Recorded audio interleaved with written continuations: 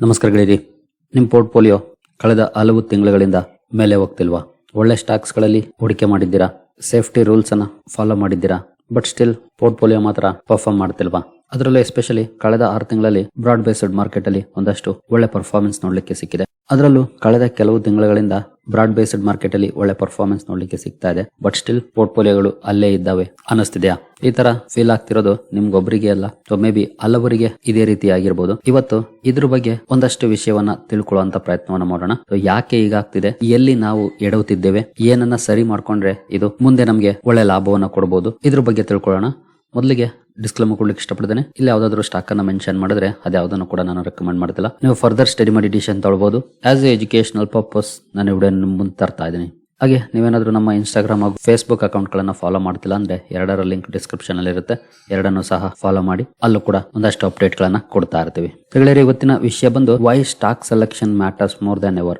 ಈ ಹಿಂದಿಗಿಂತೂ ಈಗಿನ ಪರಿಸ್ಥಿತಿ ಏನಿದೆ ಸಾಕಷ್ಟು ಬದಲಾಗಿದೆ. ಇಲ್ಲಿ ಸ್ಟಾಕ್ ಸೆಲೆಕ್ಷನ್ ನಮ್ಗೆ ಬಹಳ ಮುಖ್ಯ ಆಗ್ತಾ ಇದೆ ಒಳ್ಳೆ ರಿಸಲ್ಟ್ ಅನ್ನ ಪಡ್ಕೊಳ್ಳಕ್ಕೆ. ನಾನು ಇದನ್ನ ಆಲ್ಮೋಸ್ಟ್ 2024 ಸೆಪ್ಟೆಂಬರ್ ನಂತರ ಮಾರ್ಕೆಟ್ ಯಾವಾಗ ಕರೆಕ್ಷನ್ ಆಗಕ್ಕೆ ಶುರುವಾಯಿತು ಆಗಿಂದ ಕೂಡ ಹೇಳಿದೀನಿ.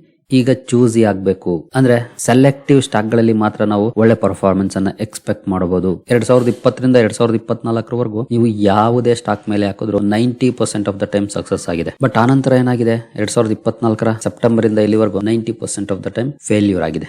ಯಾಕೆ ಈಗ ಆಗ್ತಿದೆ ಇದನ್ನ ಅರ್ಥ ಮಾಡ್ಕೊಂಡ್ರೆ ಖಂಡಿತ ನೀವು ಒಳ್ಳೆ ಅವಕಾಶಗಳನ್ನ ಪಡ್ಕೊಳ್ಬಹುದಾಗಿರುತ್ತೆ. ಹಲವು ಇನ್ವೆಸ್ಟರ್ ಗಳಿಗೆ ಇದರ ಅನುಭವ ಆಗ್ತಾ ಇದೆ. ಲಾಸ್ಟ್ 6 ಮಂತ್ಸ್ ಅಲ್ಲಿ ಮಾರ್ಕೆಟ್ ಅಲ್ಲಿ ಹಲವು ಸ್ಟಾಕ್ ಗಳು ಒಳ್ಳೆ ಪರ್ಫಾರ್ಮೆನ್ಸ್ ಅನ್ನ ಮಾಡಿದಾವೆ. ಬಟ್ ನಮ್ಮ ಪೋರ್ಟ್ಫೋಲಿಯೋದಲ್ಲಿರುವಂತಹ ಸ್ಟಾಕ್ ಗಳು ಪರ್ಫಾರ್ಮ್ ಮಾಡ್ತಿದ್ದಾವ? ಇದೇ ಪ್ರಶ್ನೆ ಎಲ್ರಿಗೂ. ಪೋರ್ಟ್ಫೋಲಿಯೋ ಲೆವೆಲ್ ಅಲ್ಲಿ ನೋಡಿದ್ರೆ ಫ್ಲಾಟ್ ಅಥವಾ ರೆಡ್ ಅಲ್ಲಿ ಇದೆ, ಬಟ್ ಹಲವಾರು ಸ್ಟಾಕ್ ಗಳು ಒಳ್ಳೆ ಪರ್ಫಾರ್ಮೆನ್ಸ್ ಅನ್ನ ಮಾಡ್ತಿದ್ದಾವೆ.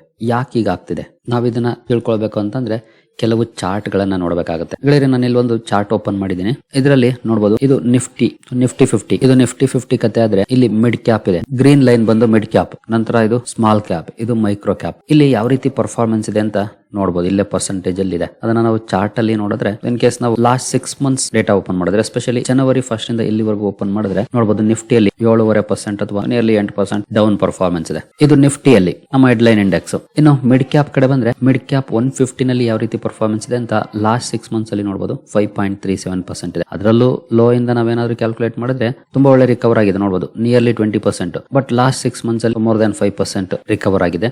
ಹಾಗೆ ನಾವು ಸ್ಮಾಲ್ ಕ್ಯಾಪ್ 250ಗೆ ಬಂದ್ರೆ ಲಾಸ್ಟ್ 6 ಮಂತ್ಸ್ ಪರ್ಫಾರ್ಮೆನ್ಸ್ ಅನ್ನು ನೋಡಿದ್ರೆ 11 ಅಥವಾ ನಿಯರ್ಲಿ 12% ರಿಕವರ್ ಆಗಿದೆ. ಹಾಗೆ ನಾವು ಮೈಕ್ರೋ ಕ್ಯಾಪ್ 250 ಪರ್ಫಾರ್ಮೆನ್ಸ್ ಅನ್ನು ನೋಡಿದ್ರೆ ಇಲ್ಲಿ 1 ಇಯರ್ ಕಾಣ್ತಾ ಇದೆ, 6 ಮಂತ್ಸ್ ಚಾರ್ಟ್ ಇಲ್ಲ. 3 ಮಂತ್ಸ್ ಅಲ್ಲಿ ನೋಡಬಹುದು ಯಾವ ರೀತಿ ಅಪ್ ಆಗಿದೆ ಅಂತ. ಹಾಗೆ 1 ಇಯರ್ ಅಲ್ಲೂ ಕೂಡ ತುಂಬಾ ಒಳ್ಳೆ ರಿಕವರ್ ಆಗಿದೆ ಇಲ್ಲಿಂದ ಇಲ್ಲಿವರೆಗೂ. ಇಲ್ಲಿ ಮೇಜರ್ ಆಗಿ ಹಿಂದೆ ಉಳಿತಾ ಇರೋದು ಅಂತಂದ್ರೆ ವೆಲ್ ನೋನ್ ಸ್ಟಾಕ್ ಗಳು. ವೆಲ್ ನೋನ್ ಸ್ಟಾಕ್ ಗಳೆಲ್ಲಿದ್ದಾವೆ ನಿಫ್ಟಿಯಲ್ಲಿ. ಇಲ್ಲೇನಾಗಿದೆ, ಫೆಮಿಲಿಯರ್ ಅಂತ ನಾವು ಯಾವ ಸ್ಟಾಕ್ ಗಳನ್ನ ಅಂದ್ಕೊಳ್ತಿದ್ವಿ ಆ ಸ್ಟಾಕ್ ಗಳು ಒಳ್ಳೆ ಪರ್ಫಾರ್ಮೆನ್ಸ್ ಅನ್ನ ಮಾಡಿಲ್ಲ. ಸೊ ಫೆಮಿಲಿಯಾರಿಟಿಗೆ ರಿಟರ್ನ್ ಸಿಕ್ಕಿಲ್ಲ. ಯಾರು ಹೊಸ ವಿಚಾರವನ್ನ ತಿಳ್ಕೊಂಡು ಹೊಸದಾಗಿ ಪೋರ್ಟ್ಫೋಲಿಯೋ ಅಲೋಕೇಶನ್ ಮಾಡಿದರೆ ಅವ್ರಿಗೆ ರಿವಾರ್ಡ್ ಸಿಕ್ಕಿದೆ. ಅಂದ್ರೆ mid cap small cap segment ಗಳು ರಿಕವರಿ ಆಗೋ ಮೂಲಕ. ಇನ್ನು 2024 ಹೈ ಅನ್ನ ಬೀಟ್ ಮಾಡಿಲ್ದೇ ಇರಬಹುದು ಅಥವಾ ಮಾಡಿರಬಹುದು, ಬಟ್ ಒಳ್ಳೆ ರಿಕವರಿ ಅಂತೂ ಆಗಿದೆ. ಇನ್ನು ಮುಂದುವರಿಯ ಮುಂಚೆ ಡಿಸ್ಕ್ರಿಪ್ಷನ್ ಅಲ್ಲಿ ಅಕೌಂಟ್ ಅನ್ನು ಓಪನ್ ಮಾಡ್ಕೊಳ್ಳುವಂತ ಲಿಂಕ್ ಇದೆ. ಇಂಟ್ರೆಸ್ಟ್ ಇರೋರು ಅಕೌಂಟ್ ಅನ್ನು ಓಪನ್ ಮಾಡ್ಕೊಳ್ಬಹುದು. ಹೂಡಿಕೆಗೆ ಸಂಬಂಧಪಟ್ಟಂತೆ ನಿಮ್ಗೆ ಏನಾದ್ರು ಸಪೋರ್ಟ್ ಬೇಕು ಅಂದ್ರೆ ಇಲ್ಲಿರುವಂತಹ ನಂಬರ್ ಗಳ ಮೂಲಕ ನಮ್ಮ ಟೀಮ್ ನ ಸಂಪರ್ಕ ಮಾಡಬಹುದು. ಬಟ್ ಸಪೋರ್ಟ್ ಸಿಗಬೇಕು ಅಂದ್ರೆ ನೀವು ನಮ್ಮ ಮೂಲಕ ಅಕೌಂಟ್ ಅನ್ನು ಓಪನ್ ಮಾಡ್ಕೊಂಡಿರಬೇಕಾಗುತ್ತೆ. ಹಾಗಾಗಿ ಡಿಸ್ಕ್ರಿಪ್ಷನ್ ಇರುವಂತಹ ಲಿಂಕ್ ಅನ್ನು ಬಳಸ್ಕೊಂಡು ಅಕೌಂಟ್ ಅನ್ನು ಓಪನ್ ಮಾಡ್ಕೊಂಡು ಸಂಪರ್ಕ ಮಾಡಬಹುದು. ಸೊ ಓವರ್ ಆಲ್ ಹೇಳ್ಬೇಕಂದ್ರೆ one market 4 completely different stories. 4 indices ಗಳು ಸಮನಾಗಿ ಪರ್ಫಾರ್ಮ್ ಮಾಡ್ತಾ ಇಲ್ಲ. 4 ಕ್ಯಾಪ್ಸ್ ಡಿಫರೆಂಟ್ ಆಗಿದ್ದಾವೆ. ಇನ್ ಕೇಸ್ ಏನಾದ್ರು ನೀವು ಲಾರ್ಜ್ ಕ್ಯಾಪ್ ಅಲ್ಲಿ ಹೆವಿ ಹೂಡಿಕೆ ಮಾಡಿದ್ರೆ ಸೇಫ್ ಅಂತ ಫೇಲ್ ಆಗೋ ನೇಮ್ಸ್ ಗಳಲ್ಲಿ ಎಕ್ಸಾಕ್ಟ್ಲಿ ನೀವು ಒಂದು ಸೆಗ್ಮೆಂಟ್ ಅಲ್ಲಿ ಸಿಕ್ಕಾಕೊಂಡಿದ್ದೀರಿ, ಅದು ಮೂವ್ ಆಗೇ ಇಲ್ಲ. ಹಾಗಂತ ಮೂವ್ ಆಗಲ್ಲ ಅಂತಲ್ಲ, ಜೊತೆಗೆ ನೀವು ತಪ್ಪು ಮಾಡಿದ್ದೀರಿ ಅಂತ ಕೂಡ ಅಲ್ಲ. ಇದನ್ನ ತಿಳ್ಕೊಳ್ಳಿ. ಇವತ್ತು ಸ್ಟಕ್ ಆಗ್ತಿರುವಂತ ಫೀಲಿಂಗ್ ಅಲ್ಲಿ ಇರಬಹುದು, ಬಟ್ ಅದಕ್ಕೆ ಸಮಯ ಬೇಕಾಗಬಹುದು. ಬಟ್ ಆಸ್ ಆಫ್ ನೌ ನಮ್ಗೆ ಹೇಳ್ಕೊಳ್ಳುವಂತ ರಿಟರ್ನ್ ಸಿಗ್ತಾ ಇಲ್ಲ. ಹಾಗಂತ ನಾವು ಇಲ್ಲಿಂದ ತೆಗೆದು ಬಿಡಬೇಕಾ? ಖಂಡಿತ ಇಲ್ಲ. ಬಟ್ ನಾವು ಅಲೋಕೇಶನ್ ಡಿವೈಡ್ ಮಾಡಬೇಕು. ಇದಕ್ಕೆನ ಎಲ್ಲಾ ಸಂದರ್ಭದಲ್ಲಿ ಎಲ್ಲಾ ಸೆಗ್ಮೆಂಟ್ ಅಲ್ಲಿ ನಾವು ಒಳ್ಳೆ ರಿಟರ್ನ್ಸ್ ಅನ್ನ ಗಳಿಸೋದಕ್ಕೆ ಸಾಧ್ಯ ಆಗೋದಿಲ್ಲ. ಇದು ನೆನಪಿರ್ಲಿ. ಇದಕ್ಕಾಗಿನೇ ಡೈವರ್ಸಿಫಿಕೇಶನ್ ಬಹಳ ಮುಖ್ಯ. ಹಾಗೆ ನೀವು ಒಂದೇ ಕಡೆ ಫೋಕಸ್ ಮಾಡ್ತೀರಾ, ಮಧ್ಯದಲ್ಲಿ ಈ ರೀತಿಯ ಸೈಕಲ್ ಗಳು ಬರುತ್ತೆ. 1 ವರ್ಷ 2 ವರ್ಷ 3 ವರ್ಷ ಅಂಡರ್ ಪರ್ಫಾರ್ಮೆನ್ಸ್ ಇರಬಹುದು. ಅಂತಹ ಸೈಕಲ್ ಗಳನ್ನ ಎದುರಿಸೋದಕ್ಕೆ ರೆಡಿ ಇರಬೇಕು. ಒಂದು ಡೈವರ್ಸಿಫೈ ಮಾಡಬೇಕು. ಇಲ್ಲ ಒಂದೇ ಕಡೆ ಮಾಡ್ತೀರಿ ಅಂದ್ರೆ ಈ ತರದ ಪರಿಸ್ಥಿತಿಗಳನ್ನ ಫೇಸ್ ಮಾಡಕ್ ರೆಡಿ ಇರಬೇಕು ಅಷ್ಟೇ. ಸಿಂಪಲ್, ಬಟ್ ಫಾಲೋ ಮಾಡಕ್ಕೆ ಕಷ್ಟದ ನಿಯಮ. ಇಲ್ಲಿ ನೀವು ಡಿಸಿಷನ್ ಸರಿಯಾಗಿ ಮಾಡಿದ್ದೀರಿ, ಬಟ್ ಮಾರ್ಕೆಟ್ ನಿಮ್ಮ ಸಮಯ ಕೇಳ್ತಾ ಇದೆ, ಅದನ್ನ ಕೊಡಕ್ ರೆಡಿ ಇರಬೇಕು. ಹಾಗಾದ್ರೆ ಏನ್ ಮಾಡ್ಬೋದು? ಡೈವರ್ಸಿಫಿಕೇಶನ್. ಮತ್ತೆ ಅಗೇನ್ ಇನ್ನೊಂದು ತಪ್ಪು ಮಾಡಕ್ ಹೋಗ್ಬೇಡಿ. Small cap mid cap perform ಮಾಡಕ್ ಶುರು ಮಾಡಿದಾಗ ಎಲ್ಲ ಅಲ್ಲೇ ಹಾಕ್ಬಿಡೋದು. ನೋ, ಅಗೇನ್ ನೀವು ತಪ್ಪು ಮಾಡ್ತೀರಿ ಹಂಗೇನಾದ್ರು ಮಾಡಿದ್ರೆ. ಯಾಕಂದ್ರೆ ನಾವ್ ಈಗ ತಾನೇ ನೋಡಿದ್ವಲ್ಲ, ಈಸಿಯಾಗಿ ಇಂಡೆಕ್ಸ್ ಲೆವೆಲ್ ಅಲ್ಲೇ 20-30% ಜಾಸ್ತಿ ಡೌನ್ ಆಗ್ಬಿಟ್ಟಿದೆ. ನಂತರ ರಿಕವರಿ ಸ್ಟಾರ್ಟ್ ಆಗಿರೋದು. ಆ ಡೌನ್ವರ್ಡ್ ಫೇಸ್ ಏನಿರುತ್ತೆ ಅದನ್ನ ಹ್ಯಾಂಡಲ್ ಮಾಡೋದು ಕೂಡ ಕಷ್ಟ ಆಗುತ್ತೆ. ಸೊ ಹಾಗಾಗಿ 3 ಕಡೆ ನಾವು ರಿಸ್ಕ್ ರಿವಾರ್ಡ್ ರೇಷಿಯೋನ ಅರ್ಥ ಮಾಡ್ಕೊಂಡು ಡಿವೈಡ್ ಮಾಡಬೇಕು. ಜೊತೆಗೆ ಆಗಾಗ ಪೋರ್ಟ್ಫೋಲಿಯೋನ ರಿವ್ಯೂ ಮಾಡ್ತಾ ಇರಬೇಕು. ಆಗಾಗ ಅಂದ್ರೆ at least once in a year at least review ಮಾಡಬೇಕು. ಯಾವ ಸೆಗ್ಮೆಂಟ್ ಓವರ್ ವ್ಯಾಲ್ಯೂಡ್ ಆಗಿದೆ, ಯಾವ ಸೆಗ್ಮೆಂಟ್ ಲೋಯರ್ ವ್ಯಾಲ್ಯೂಡ್ ಆಗಿದೆ. ಈಗ ನಾವೇನಾದ್ರೂ ಶಿಫ್ಟ್ ಮಾಡಿದ್ರೆ ಬೆನಿಫಿಟ್ ಆಗ್ಬೋದಾ? ನೀವು ಲಾಂಗ್ ಟರ್ಮ್ ಗೆ ಅಂದ್ರೆ 10-15 ಇಯರ್ಸ್ ಗೆ ಅಂತ ಇಟ್ಕೊಂಡಿರೋ ಸ್ಟಾಕ್ ಗಳು ಓಕೆ, ಪೊಟೆನ್ಶಿಯಲ್ ಇದೆ, ನೀವು ಅದನ್ನೇ ಫಾಲೋ ಮಾಡ್ತೀರಿ ಅಂದ್ರೆ ಮಾಡಬಹುದು. ಬಟ್ ಕೆಲವು ಇರ್ತವೆ ಸೈಕ್ಲಿಕಲ್ಸ್, ಅಂತವನ್ನ ನಾವು ಶಿಫ್ಟ್ ಮಾಡ್ಲೇಬೇಕಾಗತ್ತೆ. ಹಾಗಾದ್ರೆ ಈ ವರ್ಷದಲ್ಲಿ ಯಾವ ಸೆಕ್ಟರ್ಸ್ ಒಳ್ಳೆ ಪರ್ಫಾರ್ಮೆನ್ಸ್ ಅನ್ನ ಮಾಡಿದ್ವು? AI, infrastructure and capex themes ಗೆ ಸಂಬಂಧಪಟ್ಟಂತ ಸೆಕ್ಟರ್ಸ್ ಒಳ್ಳೆ ಪರ್ಫಾರ್ಮೆನ್ಸ್ ಅನ್ನ ಮಾಡಿದವೆ. Speciality chemicals, anti dumping tail winds ಹಾಗೂ ಇಂಪೋರ್ಟ್ ಸಬ್ಸ್ಟಿಟ್ಯೂಷನ್ ಕಾರಣಕ್ಕೆ ಅಲ್ಲಿ ಒಂದಷ್ಟು ಒಳ್ಳೆ ಪರ್ಫಾರ್ಮೆನ್ಸ್ ನೋಡ್ಲಿಕ್ಕೆ ಸಿಗ್ತಾ ಇದೆ. ಫಾರ್ಮಾ ಪರ್ಫಾರ್ಮ್ ಮಾಡಕ್ಕೆ ಶುರು ಮಾಡ್ತಿದೆ. ಜ್ಯುವೆಲರಿ ಅಂಡ್ ಕನ್ಸಂಪ್ಷನ್ ಸ್ಟೋರೀಸ್ ಇವುಗಳಲ್ಲಿ ಒಳ್ಳೆ ಪರ್ಫಾರ್ಮೆನ್ಸ್. ಇದ್ರ ಜೊತೆಗೆ data centre, AI linked infra ಅಂದ್ರೆ ಡೇಟಾ ಸೆಂಟರ್ ಬಂದ್ಬಿಡುತ್ತೆ ಅದರಲ್ಲೇ. ಇನ್ನು ರಿನ್ಯೂವಬಲ್ ಎನರ್ಜಿನಲ್ಲಿ ಸೆಲೆಕ್ಟಿವ್ ಸ್ಟಾಕ್ ಗಳು, ಅಂದ್ರೆ ಇಂದಿನ ಬುಲ್ ರನ್ ಏನಿತ್ತು ಅಲ್ಲಿ ಯಾವ ಸ್ಟಾಕ್ ಗಳು ಪಾರ್ಟಿಸಿಪೇಟ್ ಮಾಡಿರ್ಲಿಲ್ವೋ ಅಂತ ಕಡೆ ಒಳ್ಳೆ ಪರ್ಫಾರ್ಮೆನ್ಸ್ ಬಂದಿದೆ. ಕೆಲವೊಂದು ಸ್ಟಾಕ್ಗಳು, ಫಾರ್ ಎಕ್ಸಾಂಪಲ್ ನಾವು ಉದಾಹರಣೆಗೆ ತಗೊಳ್ಳೋದಾದ್ರೆ ವಾರಿ ರಿನ್ಯೂವಬಲ್ ಟೆಕ್ನಾಲಜೀಸ್ 2020-24 ತುಂಬಾ ಒಳ್ಳೆ ಪರ್ಫಾರ್ಮೆನ್ಸ್ ಮಾಡ್ತು. ಬಟ್ ಆ ಸ್ಟಾಕ್ ಈಗಿನ ರ್ಯಾಲಿಯಲ್ಲಿ ಪಾರ್ಟಿಸಿಪೇಟ್ ಮಾಡಿಲ್ಲ. ಬಟ್ ಅದನ್ನ ಹೊರತುಪಡಿಸಿದ್ರೆ ಅಕ್ಮೆ ಸೋಲಾರ್ ಪಾರ್ಟಿಸಿಪೇಟ್ ಮಾಡಿದೆ. ಸೊ ಈ ರೀತಿ ಕೆಲವೊಂದು ಚೇಂಜಸ್ ಆಗಿದೆ. ಎಸ್ಪೆಷಲಿ ನಾನು ನಮ್ಮ ವಾಟ್ಸ್ಆಪ್ ಚಾನಲ್ ಅಲ್ಲಿ ಹಾಗೂ ವಿಡಿಯೋಗಳಲ್ಲೂ ಕೂಡ ಹಲವು ಥೀಮ್ಸ್ ಅನ್ನ ಕವರ್ ಮಾಡಿದ್ದೀನಿ. ಸುಮಾರು ಒಂದು 20-30 ಕಂಪನಿಗಳ ಲಿಸ್ಟ್ ಅನ್ನು ಕೂಡ ಶೇರ್ ಮಾಡಿದ್ದೆ ನಾನು. ಈ ಕಂಪನಿಗಳನ್ನ ಸ್ಟಡಿ ಮಾಡಿ ಅಂತ. ಗೊತ್ತಿಲ್ಲ ಯಾರು ಸ್ಟಡಿ ಮಾಡಿ ಆಯ್ಕೆ ಮಾಡ್ಕೊಂಡಿದ್ರು. ನೀವು ಯಾವ್ದಾದ್ರು ಆಯ್ಕೆ ಮಾಡ್ಕೊಂಡಿದ್ರೆ ನಿಮ್ಗೆ ಲಾಭನೋ ನಷ್ಟನೋ ಏನಾದ್ರೂ ಆಗಿರ್ಲಿ ಕಮೆಂಟ್ ಸೆಕ್ಷನ್ ಅಲ್ಲಿ ತಿಳಿಸಿ. ಹೌದು ಸರ್, ನಾನು ನೋಡಿದ್ದೆ, ನಾನು ಇದನ್ನ ಸ್ಟಡಿ ಮಾಡಿದ್ದೆ, ನನಗೆ ಅಡ್ವಾಂಟೇಜ್ ಆಗಿದೆ ಅಥವಾ ಡಿಸ್ಅಡ್ವಾಂಟೇಜ್ ಆಗಿದ್ರು ಕೂಡ ತಿಳಿಸಿ. ಯಾಕಂದ್ರೆ ಬೇರೆಯವ್ರಿಗೆ ಇನ್ನೊಂದು ಪಾಠ ಆಗುತ್ತೆ ಅದು. ಅಂದ್ರೆ ಲಾಭ ಆಗಿರ್ಲಿ ನಷ್ಟ ಆಗಿರ್ಲಿ ತಿಳಿಸಿ. ಮೆಜಾರಿಟಿ ಶೇರುಗಳು ಒಳ್ಳೆ ಪರ್ಫಾರ್ಮೆನ್ಸ್ ಅನ್ನ ಮಾಡಿದ್ವು. ಹಾಗಂತ ಎಲ್ಲವೂ ಮಾಡಿದ್ದಾವೆ ಅಂತ ಏನಿಲ್ಲ. ಕೆಲವೊಂದು ಎಲ್ಲಿದ್ವು ಅಲ್ಲೇ ಇದ್ದಾವೆ, ಕೆಲವೊಂದು ಕೆಳಗಡೆ ಬಿದ್ದಿದ್ದಾವೆ ಕೂಡ. ಯಾಕಂದ್ರೆ ಇದು ಮಾರ್ಕೆಟ್ 100% ಸಕ್ಸಸ್ ಆಗೋದಕ್ಕೆ ಸಾಧ್ಯ ಆಗೋದಿಲ್ಲ. ಬಟ್ ನಾವು ಲಾಸ್ಟ್ ಜನವರಿ, ಫೆಬ್ರವರಿ ಅಥವಾ ಮಾರ್ಚ್ ಇಂದ ಏನು ಒಂದಷ್ಟು ಸ್ಟಾಕ್ ಗಳನ್ನ ಆಯ್ಕೆ ಮಾಡ್ಕೊಂಡಿದ್ವಿ, ಶಾರ್ಟ್ ಲಿಸ್ಟ್ ಮಾಡ್ಕೊಂಡು, ಖಂಡಿತ ಅದರಲ್ಲಿ 70-80% ಸಕ್ಸಸ್ ಆಗಿದ್ವಿ ನಾವು. ಈವನ್ ನಾವು 50% ಸಕ್ಸಸ್ ಆಗಿದ್ರು ಖುಷಿನೇ ಪಡ್ತಾ ಇದ್ವಿ. ಬಟ್ 70-80% ಖುಷಿ ಕೊಟ್ಟಿದೆ ಮಾರ್ಕೆಟ್. ಹಾಗೆ ಒಂದಷ್ಟು ಜನ ಅಂದ್ಕೊಳ್ಬಹುದು, ಮತ್ತೆ ಲಾಂಗ್ ಟರ್ಮ್ ಗೆ ಅಂತ ಹೂಡಿಕೆ ಮಾಡಿದ್ರಲ್ಲ ಅವನ್ನೆಲ್ಲ ತೆಗೆದ್ಬಿಟ್ರ ಅಂತ. ಖಂಡಿತ ಇಲ್ಲ. ಈವನ್ ಟುಡೇ ರೈಲ್ವೆ ಸ್ಟಾಕ್ ಗಳು ನನ್ನ ಪೋರ್ಟ್ಫೋಲಿಯೋದಲ್ಲಿ ಇದಾವೆ, ಡಿಫೆನ್ಸ್ ಸ್ಟಾಕ್ ಗಳಿದಾವೆ. ಅವುಗಳು ಅಂತ ಒಳ್ಳೆ ಪರ್ಫಾರ್ಮೆನ್ಸ್ ಮಾಡದೇ ಇರಬಹುದು, ಬಟ್ ಇದಾವೆ. ಹಾಗಂತ ನಾವು ಎಲ್ಲಾನು ಅಲ್ಲೇ ಹಾಕಿದೀವಿ ಅಂತ ಅಲ್ಲ. ನಾವು ಯಾವತ್ತೂ ಹಾಕಲ್ಲ. ಒಂದು ಸೆಕ್ಟರ್ ಮೇಲೆ ಅತಿ ಹೆಚ್ಚು ಹೂಡಿಕೆಯನ್ನ ಮಾಡಕ್ ಹೋಗೋದಿಲ್ಲ.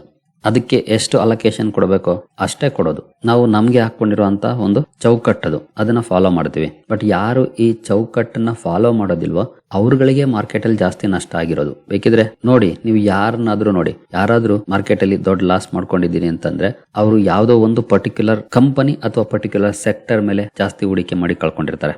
ಯಾರು ಡೈವರ್ಸಿಫೈ ಮಾಡಿರ್ತಾರೆ ಅಂತವ್ರು ಕಳ್ಕೊಂಡಿರೋ ಚಾನ್ಸಸ್ ತುಂಬಾನೇ ಕಡಿಮೆ ಇರುತ್ತೆ. ಅದಕ್ಕೆ ನಾವು ಒಂದು ರೂಲ್ಸ್ ಹೇಳ್ತೀವಿ, 10% ಜಾಸ್ತಿ ವೇಟೇಜ್ ಅನ್ನ ಯಾವುದೇ ಸ್ಟಾಕ್ ಪೋರ್ಟ್ಫೋಲಿಯೋದಲ್ಲಿ ಕೊಡಬಾರ್ದು ಅಂತ ಒಂದು ರೂಲ್ಸ್ ಇದೆ. ಇದನ್ನ ಏನು ಸಂವಿಧಾನದಲ್ಲಿ ಬರ್ದಿಲ್ಲ ಅಥವಾ ಮಾರ್ಕೆಟ್ ರಿಲೇಟೆಡ್ ಯಾವುದೇ ಸಂವಿಧಾನ ಇಲ್ಲ. But every investor should follow this. ಅದನ್ನ ಫಾಲೋ ಮಾಡಿರೋರು ಫೇಲ್ ಆಗಿರುವಂತ ಸಾಧ್ಯತೆಗಳು ತುಂಬಾ ಕಡಿಮೆ. ಆಗಿರ್ತಾರೆ, ಆಗಿಲ್ಲ ಅಂತಲ್ಲ, ಬಟ್ ಸಾಧ್ಯತೆಗಳು ಕಡಿಮೆ ಇರುತ್ತೆ. ಏನು ವಾಟ್ ನೆಕ್ಸ್ಟ್? ಮೊದಲಿಗೆ ರಿಜಿಮ್ ಶಿಫ್ಟ್ ಆಗಿದೆ 2024 ಸೆಪ್ಟೆಂಬರ್ ನಂತರ. ಎಲ್ಲಿ ಕ್ರೌಡ್ ಹೋಗ್ತಾ ಇತ್ತು ಅಲ್ಲಿ ಒಳ್ಳೆ ಪರ್ಫಾರ್ಮೆನ್ಸ್ ನೋಡ್ಲಿಕ್ಕೆ ಸಿಕ್ಕಿಲ್ಲ. ಮುಂಚೆ ಕ್ರೌಡ್ ಎಲ್ಲಿತ್ತು? PSU ಸೆಕ್ಟರ್ ಅಲ್ಲಿ 2020-24 ರೈಲ್ವೇಸ್ ಅಲ್ಲಿ, ಡಿಫೆನ್ಸ್ ಅಲ್ಲಿ, ರಿನ್ಯೂವಬಲ್ ಎನರ್ಜಿನಲ್ಲಿ ಇತ್ತು. 2024 ನಂತರ ಕ್ರೌಡ್ ಎಲ್ಲಿರ್ಲಿಲ್ಲ ಅಲ್ಲಿ ಒಳ್ಳೆ ಪರ್ಫಾರ್ಮೆನ್ಸ್ ಬರಕ್ ಶುರುವಾಯ್ತು. ಸೊ ಇದನ್ನ ನಾವು ಅರ್ಥ ಮಾಡ್ಕೊಂಡಿದ್ರೆ ಮೇ ಬಿ ನಮಗೂ ಕೂಡ ಇನ್ನೂ ಒಂದಷ್ಟು ಜಾಸ್ತಿ ಲಾಭ ಆಗ್ತಾ ಇತ್ತು. ಸೊ ಅದನ್ನ ಅರ್ಥ ಮಾಡ್ಕೊಳ್ಳಕ್ಕೆ ಪ್ರಯತ್ನ ಪಡಬೇಕು. ಸೊ ಇದು ಸ್ಟಾಕ್ ಪಿಕ್ಕರ್ಸ್ ಮಾರ್ಕೆಟ್. ಕ್ರೌಡ್ ಎಲ್ಲಿದೆ ಅಲ್ಲೋದ್ರೆ ಅಂದ್ರೆ ಸೋಷಿಯಲ್ ಮೀಡಿಯಾದಲ್ಲಿ ಮುನ್ನೆಲೆಯಲ್ಲಿರುವಂತ ಷೇರುಗಳು ಅಥವಾ 2020-24 ಮುಂಚೂಣಿಯಲ್ಲಿದ್ದಂತಹ ಷೇರುಗಳು, ಇವುಗಳೆಲ್ಲ ಕ್ರೌಡೆಡ್. ಬಟ್ ಮಾರ್ಕೆಟ್ ಎಲ್ಲಿ ರಿವಾರ್ಡ್ಸ್ ಕೊಟ್ಟಿದೆ? ಜೆನ್ಯೂನ್ ಬಿಸ್ನೆಸ್ ಸೆಲೆಕ್ಷನ್ ಮಾಡಿದವ್ರಿಗೆ, ವ್ಯಾಲ್ಯೂಯೇಷನ್ ಡಿಸಿಪ್ಲಿನ್ ಅನ್ನ ಫಾಲೋ ಮಾಡಿದವ್ರಿಗೆ, ಕ್ರೌಡ್ ನೋಟಿಸ್ ಮಾಡೋಕ್ ಮುಂಚೆನೆ ಸ್ಟಾಕ್ ಗಳನ್ನ ತಗೊಂಡವ್ರಿಗೆ ಇಲ್ಲಿ ರಿವಾರ್ಡ್ಸ್ ಕೊಟ್ಟಿದೆ. ನಾವು ಕೂಡ ನಾನು ಅವಾಗ್ಲೇ ಹೇಳಿದ್ನಲ್ಲ, ಒಂದು 8-10 ಸ್ಟಾಕ್ ಗಳನ್ನ ಆಯ್ಕೆ ಮಾಡ್ಕೊಂಡು ಗ್ರಾಜುಯಲ್ ಆಗಿ ಎಂಟರ್ ಆಗಿದ್ವಿ. ಬಟ್ ಅಲ್ಲೆಲ್ಲ 40, 50, 60, 80 ಕೆಲವು ಸ್ಟಾಕ್ ಗಳಂತೂ ಡಬಲ್ ಆಗ್ಬಿಟ್ಟಿದಾವೆ. ಬಟ್ ಇವೆಲ್ಲ ಸ್ಟಾಕ್ ಗಳು ನಿಮ್ಗೂ ಕೂಡ ಗೊತ್ತಿದೆ. ಇವುಗಳನ್ನ ನಾನು ವಿಡಿಯೋದಲ್ಲೂ ಕೂಡ ಕವರ್ ಮಾಡಿದೀನಿ. ಹಾಗೆ ವಾಟ್ಸಪ್ ನಲ್ಲೂ ಕೂಡ ಇವುಗಳನ್ನ ಸ್ಟಡಿ ಮಾಡಿ ಅಂತ ಹಂಚ್ಕೊಂಡಿದ್ದೀನಿ. ಬಟ್ ಯಾವುದೇ ಒಂದು ಸ್ಟಾಕ್ ಅಲ್ಲ, ಸುಮಾರು ಸ್ಟಾಕ್ ಗಳಲ್ಲಿ ಇಷ್ಟನ್ನ ಕೊಟ್ಟಿದ್ದೆ ಸ್ಟಡಿ ಮಾಡೋದಕ್ಕೆ. ಯಾರು ಜೆನ್ಯೂನ್ ಆಗಿ ಸ್ಟಡಿ ಮಾಡಿದ್ರೋ ಮೇ ಬಿ ಅವರಿಗೆ ಅದರಿಂದ ಲಾಭ ಆಗಿರುತ್ತೆ. ಯಾಕಂದ್ರೆ ನಾವು ಯಾವ ಶೇರ್ ಅನ್ನು ಕೂಡ ರೆಕಮೆಂಡ್ ಮಾಡೋದಿಲ್ಲ. ನಾವು ಎಲ್ಲಿ ಅವಕಾಶಗಳಿದೆ ಅದ್ರ ಬಗ್ಗೆ ಮಾಹಿತಿಯನ್ನ ಕೊಡ್ತೀವಿ. ಆ ಮಾಹಿತಿಯನ್ನ ನೀವು ಇನ್ನೂ ಹೆಚ್ಚಿನ ಅಧ್ಯಯನಕ್ಕೊಳಪಡಿಸಿದ್ರೆ, ಅಂದ್ರೆ ಅದನ್ನ ಸ್ಟಡಿ ಮಾಡಿದ್ರೆ ಅವಕಾಶಗಳು ನಿಮ್ಗೂ ಕೂಡ ಗೊತ್ತಾಗುತ್ತೆ. ನಾವು ದಾರಿ ತೋರಿಸಬಹುದು, ಬಟ್ ಕೈ ಹಿಡ್ಕೊಂಡು ನಡ್ಸೋದಕ್ಕಾಗೋದಿಲ್ಲ. ಸೊ ದಾರಿ ತೋರಿಸುವಂತ ಕೆಲಸ ಅಂತೂ ಖಂಡಿತ ಮಾಡಿದ್ದೀವಿ. ಎಷ್ಟು ಜನ ಅದನ್ನ ಬಳಸ್ಕೊಂಡಿದ್ರೋ ಗೊತ್ತಿಲ್ಲ. ಏನು ನೆಕ್ಸ್ಟ್ ಸಿಗ್ನಲ್ ಏನು? Earnings quality. ಇದು ಬಹಳನೇ ಇಂಪಾರ್ಟೆಂಟ್ ಆಗುತ್ತೆ. ನಾನು ರೀಸೆಂಟ್ ಆಗಿ ಇದ್ರ ಬಗ್ಗೆ ಒಂದು ವಿಡಿಯೋನ ಕವರ್ ಮಾಡಿದ್ದೀನಿ. ಎಸ್ಪೆಷಲಿ ಆ ವಿಡಿಯೋ ಮೆಂಬರ್ಸ್ ವಿಡಿಯೋಸ್ ಅಲ್ಲಿ ಇದೆ. ಅಲ್ಲಿ ಒಂದಷ್ಟು ಅಡ್ವಾನ್ಸ್ಡ್ ವಿಷಯಗಳನ್ನ ಕವರ್ ಮಾಡುವಂತ ಪ್ರಯತ್ನವನ್ನ ಮಾಡ್ತಾ ಇದ್ದೀನಿ. ನಾನು ಅದನ್ನ ಡಿಸ್ಕ್ರಿಪ್ಷನ್ ಅಲ್ಲೂ ಕೂಡ ಮೆನ್ಷನ್ ಮಾಡಿದ್ದೀನಿ. ಎಸ್ಪೆಷಲಿ ಚಾನಲ್ಗೆ ಬಂದು ಇಲ್ಲಿ ಕೋರ್ಸ್ ಅಂತ ಇದೆ, ಕೋರ್ಸಸ್ ಅಂತ ಇಲ್ಲಿ ಹೋದ್ರೆ ಇಲ್ಲಿ ಸಿಗುತ್ತೆ.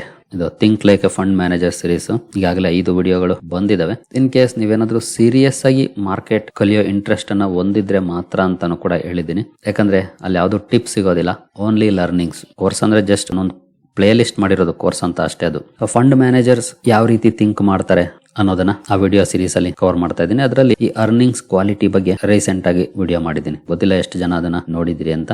ಇದು ಬಹಳನೇ ಇಂಪಾರ್ಟೆಂಟ್ ಆಗುತ್ತೆ. ಕ್ವಾರ್ಟರ್ಲಿ ಅರ್ನಿಂಗ್ಸ್ ಸೀಸನ್ ಈಗಾಗಲೇ ಶುರುವಾಗ್ತಾ ಇದೆ. ಇಲ್ಲಿ ನಾವು ಫೋಕಸ್ ಇಡಬೇಕು ಆಸ್ ಎ ಇನ್ವೆಸ್ಟರ್ಸ್. ಸಕ್ಸಸ್ ಆಗ್ಬೇಕಂದ್ರೆ ಯಾವ ಕಂಪನಿ ಸಕ್ಸಸ್ ಆಗ್ಲಿಕ್ಕೆ ಸಾಧ್ಯ? ತನ್ನ ಎಕ್ಸ್ಪೆನ್ಸಸ್ ಏನಿರುತ್ತೆ ಅದನ್ನ ಈಸಿಯಾಗಿ ಕಸ್ಟಮರ್ಸ್ ಮೇಲೆ ಹಾಕಿ ಮಾರ್ಜಿನ್ಸ್ ಮೇಲೆ ಇಂಪ್ಯಾಕ್ಟ್ ಆಗದೆ ಇರೋ ಹಾಗೆ ನೋಡ್ಕೊಳುತ್ತಾ ಆ ಕಂಪನಿ ಸಕ್ಸಸ್ ರೇಟ್ ಜಾಸ್ತಿ ಇರುತ್ತೆ. ಇದ್ರ ಬಗ್ಗೆ ಕೂಡ ನಾನು ಹೇಳಿದ್ದೀನಿ. ಬಿಸ್ನೆಸ್ ಮೋಟ್ ಆ ಸೀರೀಸ್ ಅಲ್ಲೇ ವಿಡಿಯೋ ಮಾಡಿದ್ದೀನಿ ರೀಸೆಂಟ್ ಆಗಿನೇ. ಡೀಟೇಲ್ಡ್ ವಿಡಿಯೋ ಇದೆ. ಇವೆಲ್ಲ ಫಂಡ್ ಮ್ಯಾನೇಜರ್ಸ್ ನೋಡುವಂತ ಟಾಪಿಕ್ಸ್. ರಿಟೇಲ್ ಇನ್ವೆಸ್ಟರ್ಸ್ ಸುಮಾರು ವಿಷಯಗಳನ್ನ ಮಿಸ್ ಮಾಡ್ತಾರೆ. ಅವ್ರು ನೋಡೋದು ಕಂಪನಿ ರೆವೆನ್ಯೂ, ಪ್ರಾಫಿಟ್, ಡಿವಿಡೆಂಡ್ ಎಷ್ಟು ಕೊಡ್ತು, ಬ್ಯಾಲೆನ್ಸ್ ಶೀಟ್ ಹೆಂಗಿದೆ, ಇಷ್ಟೇ. ಬಟ್ ಅದರಲ್ಲಿ ಇಡನ್ ನಂಬರ್ಸ್ ಇರುತ್ತೆ, ಅದನ್ನ ನೋಡೋದು ಗೊತ್ತಿರಬೇಕು. ಆಗ ಮಾತ್ರ ಸಕ್ಸಸ್ ಆಗೋ ಸಾಧ್ಯತೆಗಳು ಜಾಸ್ತಿ ಇರುತ್ತೆ. ಸೊ ಓವರ್ ಆಲ್ ಈ ವಿಡಿಯೋದ ಕೀ ಟೇಕ್ ಅವೇಸ್ ಅಂತ ನೋಡೋದಾದ್ರೆ, ಈಗ ನೀವು ಸೆಲೆಕ್ಟಿವ್ ಆಗಿ ಕಂಪನಿಗಳನ್ನ ಆಯ್ಕೆ ಮಾಡ್ಕೊಳ್ಬೇಕು. ಈಗಲೂ ಅಷ್ಟೇ, ಮುಂದೇನು ಅಷ್ಟೇ. ಎಲ್ಲಿ ಗ್ರೋತ್ ಅಪರ್ಚುನಿಟೀಸ್ ಜಾಸ್ತಿ ಇದೆ ಅದನ್ನ ನೋಡ್ಬೇಕು. ಈ ಹಿಂದಿನ ತರನೇ ಯಾವುದೋ ಒಂದು ಸೆಕ್ಟರ್ಗೆ ಸ್ಟಿಕ್ ಅನ್ನ ಕೂತ್ಕೊಂಡ್ರೆ ಆಗೋದಿಲ್ಲ. ಮಾರ್ಕೆಟ್ ಡೈಮೆನ್ಷನ್ ಚೇಂಜ್ ಆಗಿದೆ. ಬಟ್ ಇದ್ರ ಜೊತೆಗೆ ಪೇಷನ್ಸ್ ಅಂಡ್ ಡಿಸಿಪ್ಲಿನ್ ಎರಡು ಇರಬೇಕು ಸ್ಟಾಕ್ ಸೆಲೆಕ್ಷನ್ ಅಲ್ಲಿ. ನಾನೀಗಾಗಲೇ ತುಂಬಾ ಸಲ ಹೇಳಿರೋ ಹಾಗೆ ಚೂಸಿ ಆಗಿ, ಸೆಲೆಕ್ಟಿವ್ ಆಗಿ. ರೈಲ್ವೇಸ್ ಅಲ್ಲಿ ನಾನು ಹೂಡಿಕೆ ಮಾಡ್ಬಿಟ್ಟಿದೆ, ಅಲ್ಲಿ ಒಳ್ಳೆ ಪರ್ಫಾರ್ಮೆನ್ಸ್ ಬರ್ತಾ ಇಲ್ಲ ಅಂತ ಅಲ್ಲೇ ಅವರೇಜ್ ಮಾಡ್ಕೊಂಡು ಹೋದ್ರೆ ನಿಮ್ಗೆ ರಿಟರ್ನ್ಸ್ ಜನರೇಟ್ ಆಗೋ ಚಾನ್ಸಸ್ ಕಡಿಮೆ ಆಗುತ್ತೆ. ಯಾಕಂದ್ರೆ ನಿಮ್ ಕ್ಯಾಪಿಟಲ್ ಅಲ್ಲೇ ಸ್ಟ್ರಕ್ ಆಗ್ಬಿಟ್ಟಿದೆ. ಹಾಗಂತ ಅಲ್ಲಿಂದ ಎಕ್ಸಿಟ್ ಆಗ್ಬೇಕು ಅಂತ ಅಲ್ಲ. ನಿಮ್ಗೆ ಆ ಸೆಕ್ಟರ್ ಮೇಲೆ ನಂಬಿಕೆ ಇದೆಯಾ, ದೆನ್ ಇರ್ಲಿ. ಬಟ್ ಅವರೇಜಿಂಗ್ ಮಾಡುವಾಗ ಎಲ್ಲಿ ಅಪರ್ಚುನಿಟೀಸ್ ಇದೆ, ಎಲ್ಲಿ ಮೊಮೆಂಟಮ್ ಇದೆ, ಆ ಕಡೆ ಮಾಡಿದ್ರೆ ಮೇ ಬಿ ನಮ್ಗೆ ಲಾಭ ಜಾಸ್ತಿ ಆಗುತ್ತೆ. ಹಾಗಾಗಿ ಆ ಕಡೆ ಫೋಕಸ್ ಇರ್ಲಿ. ಸರಿಗಳಿರಿ. ಈ ಟಾಪಿಕ್ ಎಲ್ಲಿಂದ ಎಲ್ಲಿಗೋ ಹೋಗ್ಬಿಡ್ತು ಗೊತ್ತಿಲ್ಲ. ಎಷ್ಟು ಜನ ಇಲ್ಲಿವರೆಗೂ ತಾಳ್ಮೆಯಿಂದ ನೋಡಿದ್ದೀರಿ ಅಂತ. ಕೊನೆವರೆಗೂ ನೋಡಿರೋರು ಒಂದು ಫೀಡ್ಬ್ಯಾಕ್ ಕೊಡಿ, ಎಸ್ ಅಂತ. ನನಗೂ ಗೊತ್ತಾಗುತ್ತೆ ಎಷ್ಟು ಜನ ಕೊನೆವರೆಗೂ ನೋಡಿದ್ದೀರಿ ಅಂತ. ಎಸ್ ಅಂತ ಟೈಪ್ ಮಾಡಿ ಕಮೆಂಟ್ ಸೆಕ್ಷನ್ ಅಲ್ಲಿ ಕೊನೆವರೆಗೂ ನೋಡಿದ್ರೆ. ಸರಿಗಳಿರಿ, ಈ ವಿಡಿಯೋ ನಿಮಗೆ ಇಷ್ಟ ಆಗಿದೆ ಅನ್ಕೊಳ್ತೀನಿ. ಹಾಗೆ ಡಿಸ್ಕ್ರಿಪ್ಷನ್ ಅಲ್ಲಿ ಅಕೌಂಟ್ ಅನ್ನು ಓಪನ್ ಮಾಡ್ಕೊಳ್ಳೋ ಲಿಂಕ್ ಇದೆ, ಅಕೌಂಟ್ ಅನ್ನು ಓಪನ್ ಮಾಡ್ಕೊಳ್ಬಹುದು. ಮುಂದಿನ ವಿಡಿಯೋದಲ್ಲಿ ಸಿಗೋಣ. ಅಲ್ಲಿವರೆಗೂ ಜೈ ಹಿಂದ್, ಜೈ ಕರ್ನಾಟಕ.